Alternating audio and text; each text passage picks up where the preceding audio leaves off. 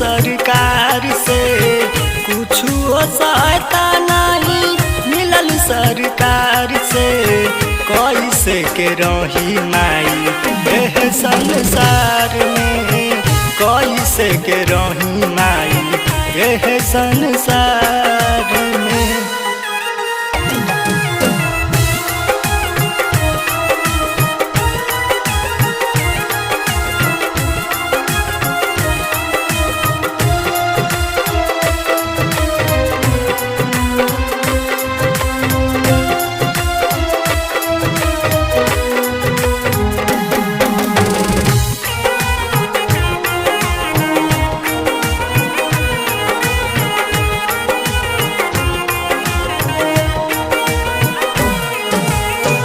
गरीब के लइका के चाहताटे जनवा, मिलत नइखे खाए खातिर बड़ पेट भोजनवा।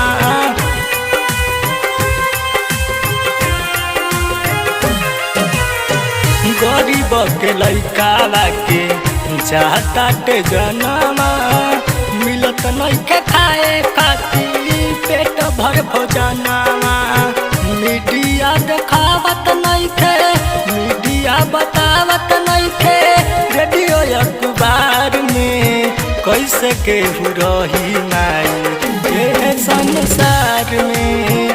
कैसे केहू रही माई एह संसार में।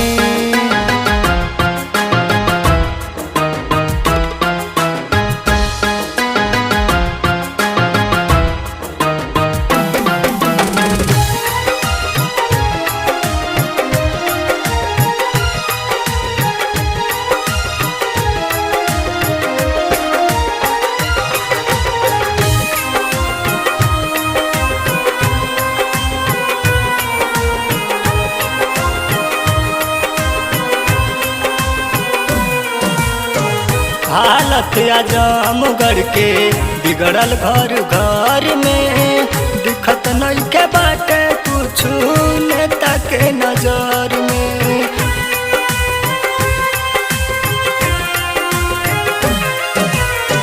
हालत आजमगढ़ के बिगड़ल घर घर में, दिखत नइखे बाटे कुछु नेता के नजर में।